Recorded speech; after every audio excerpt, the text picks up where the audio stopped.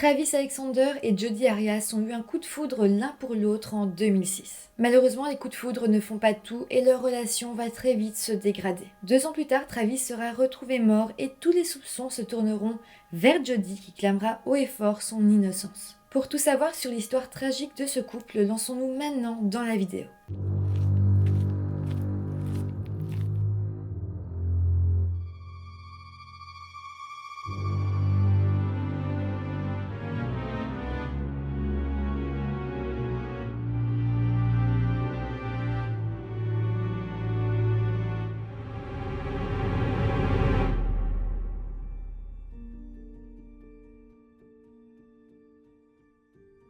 Hello tout le monde, j'espère que vous allez bien. Avant toute chose, je vous souhaite une très bonne année 2022.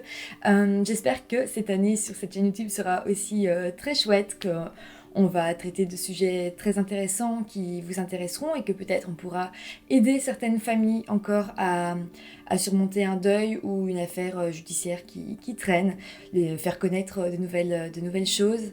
Donc voilà, je vous souhaite tout ce qu'il y a de meilleur pour vous. J'espère que tout ira bien dans votre vie, à vous aussi.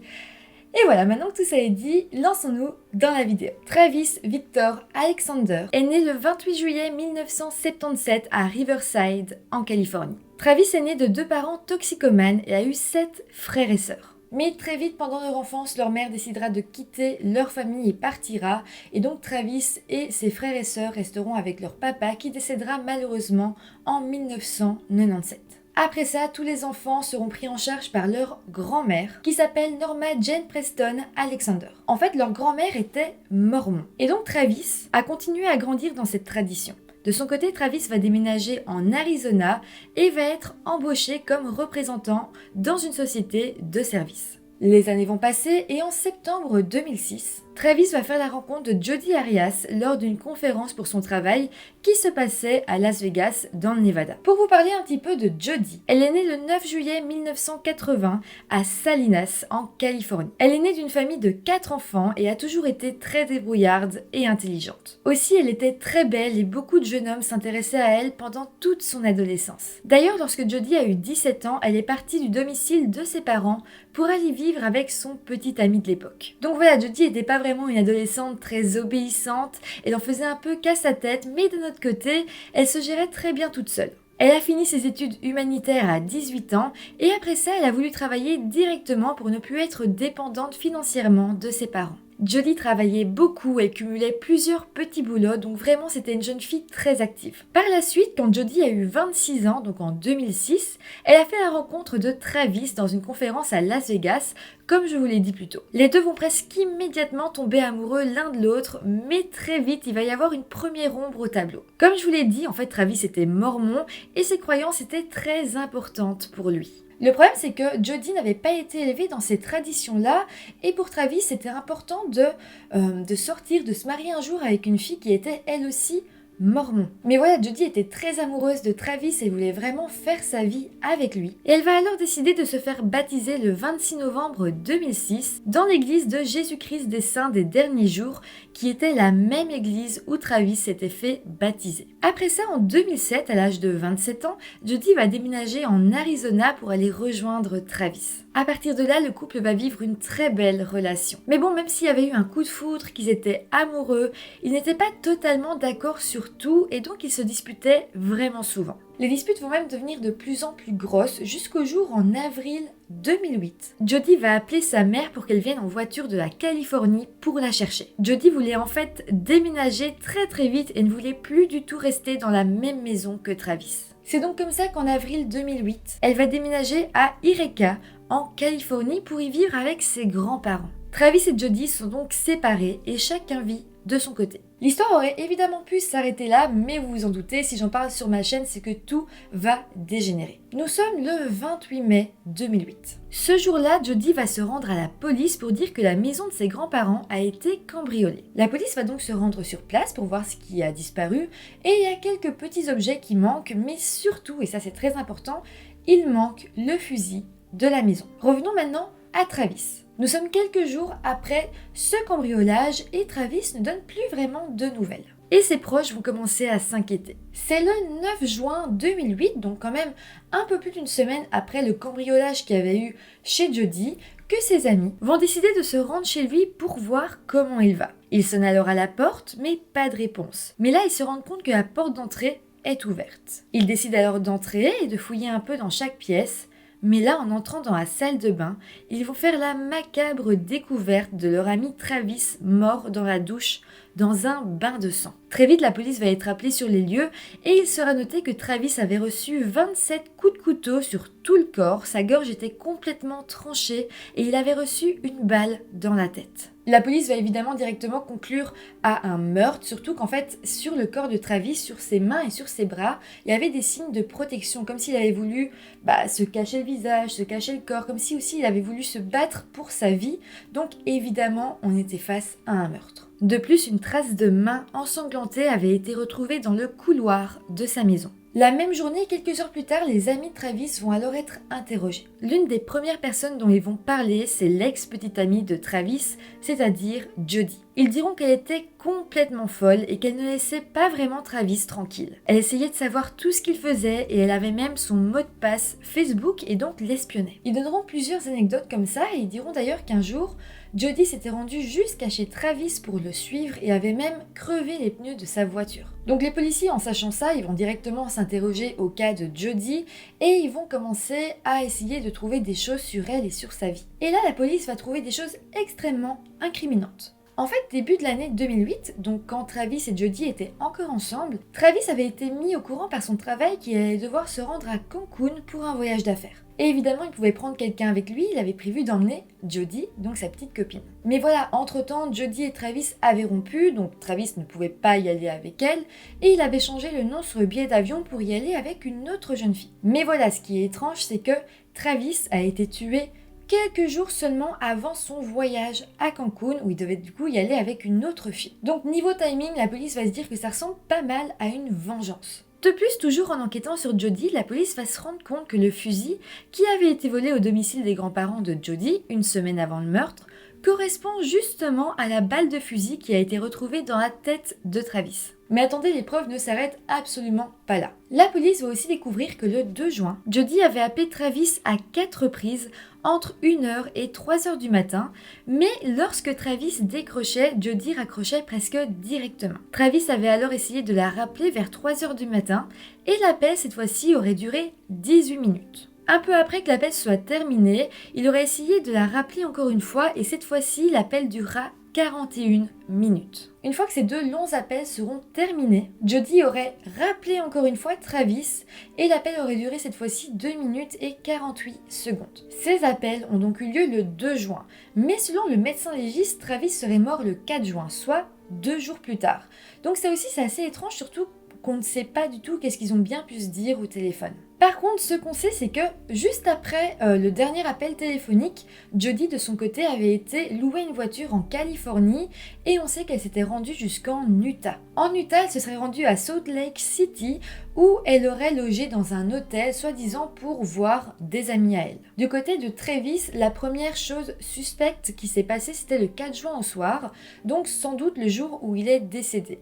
En fait, ce 4 juin au soir, il avait une réunion très importante pour son travail qui lui tenait à cœur et il ne s'était pas présenté à cette réunion, c'était une visioconférence mais il n'avait pas été à cette visioconférence. À ce moment-là, la police se dit alors que peut-être Jody aurait été le voir à ce moment-là et peut-être que c'est aussi ce 4 juin qu'elle l'aurait assassiné. Jody, qui se trouvait alors en Utah, aurait pris la voiture, elle se serait rendue jusque chez Travis, l'aurait assassiné et serait retournée en Utah par la suite. On sait en tout cas que le 5 juin, Jody était en Utah parce qu'elle a vu un ami à elle. On le sait parce que cet ami dira à la police qu'il a remarqué ce jour-là que Jody avait des coupures sur les mains et qu'elle avait changé de couleur de cheveux. Elle était passée de blond très clair à brun. Le 6 juin, donc le jour d'après, Jody avait rendu les clés de son hôtel et serait retournée en Californie. Ce même jour, une fois arrivée chez elle, Jodi aurait essayé d'appeler Travis à plusieurs reprises et aurait même laissé des messages vocaux sur son répondeur. Donc là, la police se dit que si c'est effectivement elle qui a tué Travis, elle s'est alors fabriqué un super alibi dans le sens où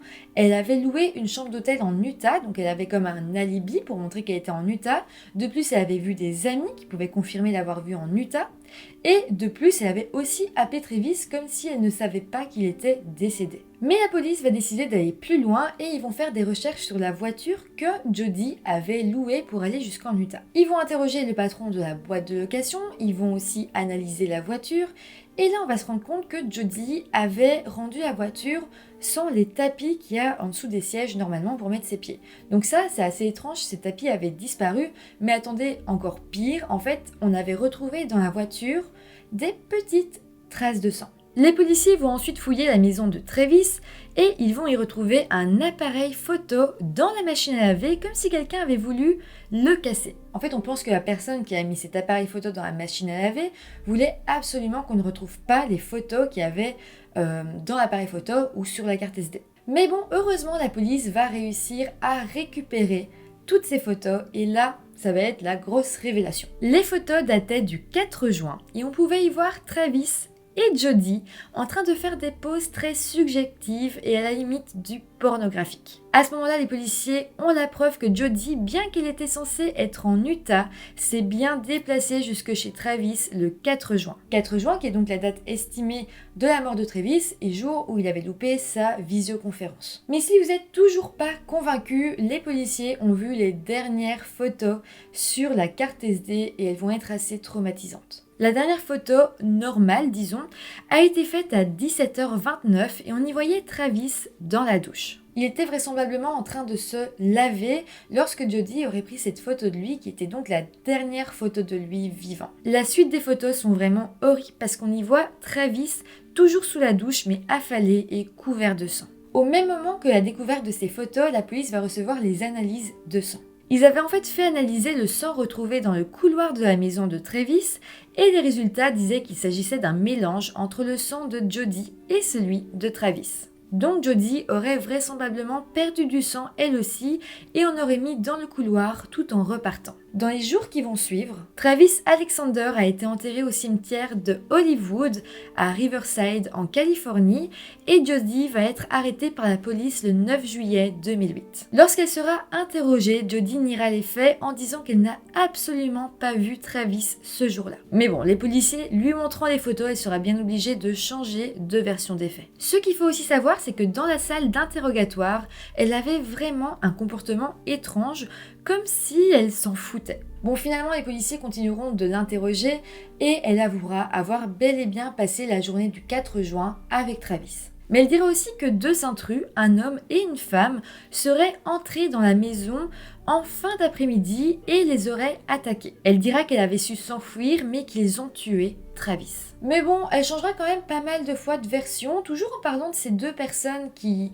les auraient attaqués en rentrant dans la maison, mais dans d'autres versions, par exemple, elle dira être simplement tombée dans les pommes, tombée inconsciente et que quand elle se serait réveillée, Travis était tout simplement mort. Mais ce qui est vraiment dingue, c'est qu'à chaque fois, on aurait presque envie de la croire tellement elle met de l'émotion dans ce qu'elle raconte. Mais bon, évidemment, la police ne la croit toujours pas et se rend bien compte que Jodi ment très bien et énormément. Son procès commencera alors en 2013. Jodi va alors changer encore une fois de scénario et va plaider la légitime défense. Elle dira qu'Alexander était devenu fou de rage après qu'elle ait échappé son nouvel appareil photo en prenant des photos de lui dans la salle de bain. Elle aurait alors eu très peur de Travis et aurait été chercher le fusil de la maison pour se défendre et lui aurait alors tiré dessus. Mais elle dira aussi ne pas se souvenir de la suite des événements et donc elle se souvient pas avoir poignardé Travis. Mais bon, pour attendrir aussi un petit peu le jury, pour qu'ils aient un peu pitié de Jodi, son avocat va faire venir à la barre un psychiatre. Ce psychiatre dira que Jodi a tous les symptômes d'une femme victime d'abus physiques, psychologiques et sexuels. Jodi dira elle-même qu'elle avait été victime d'abus de la part de ses parents dès l'âge de 7 ans. Elle dira aussi que si elle a quitté la maison à l'âge de 17 ans, c'était vraiment pour fuir ses parents qui lui faisaient vivre un enfer. Ce qui est fou, c'est que ses parents n'ont jamais parlé publiquement des accusations, bien qu'ils aient assisté au procès de leur fille. Mais bon, ses parents diront tout de même que Jodie avait une santé mentale très fragile déjà, bien avant sa relation avec Travis. Sa mère dira même que Jodie avait de gros problèmes mentaux. Finalement, Jodie va être reconnue coupable et va aller tout droit en prison. Mais la grande question que le juge va se poser, c'est est-ce qu'elle mérite la prison à vie ou bien la peine de mort? Le juge en fait ne va absolument pas réussir à trancher et Jodie restera en prison tout en attendant sa condamnation. On sait que pendant qu'elle était en prison, elle a ouvert un compte Twitter par l'intermédiaire d'un ami qui a continué à la soutenir et par l'intermédiaire de cet ami, elle s'est exprimée sur les réseaux sociaux en clamant son innocence. C'est finalement en 2015 qu'une juge va réussir à trancher. Jodie sera alors condamnée à la prison à vie et la juge dira que la mort serait une trop belle libération pour elle. Selon la juge, Jodie devait tout simplement payer pour son crime. Aujourd'hui, Jodie est dans la prison de Perryville en Arizona et serait décrite par les gardiens comme une prisonnière très manipulatrice. Entre-temps, elle a même tenté de faire appel à la décision du juge, mais évidemment, les appels seront refusés. Mais malgré tout ça, Jodie a tout de même trouvé l'amour en prison et s'est mariée. En plus de ça, Jodie continue à s'exprimer dans les médias et elle est vraiment très provocatrice envers le grand public. Par exemple, elle dirait à un journaliste « Si c'est ça que ça fait d'être haï, alors continuez à haïr. J'ai reçu tellement d'amour ici que je ne peux même plus y répondre maintenant. Nous avons mangé des fajitas au poulet à la prison. Ce soir, c'était très bon. Hier, on a mangé une grosse tarte aux oignons caramélisés avec des poivrons. Et c'est comme ça que ça marche ici. » Depuis, une série documentaire est même sortie sur le sujet et elle s'appelle Jodi Arias, victime ou meurtrière. D'ailleurs, cette mini-série documentaire est vraiment bien faite et je vous la conseille vivement si l'histoire vous intéresse. En tout cas, c'est comme ça que se termine cette histoire. Beaucoup de personnes disent que Jodie serait victime, que ce serait bel et bien une légitime défense ou que des gens seraient bel et bien venus les attaquer. Moi, personnellement, j'y crois pas trop, mais voilà, si vous voulez un peu plus avoir des informations, comme je vous l'ai dit, vous pouvez regarder la série documentaire, c'est beaucoup plus détaillé, ça dure beaucoup plus longtemps que cette vidéo, et voilà, donc n'hésitez pas quand même à me dire ce que vous en pensez, et sinon, nous on se retrouve très bientôt dans une nouvelle vidéo. Bye!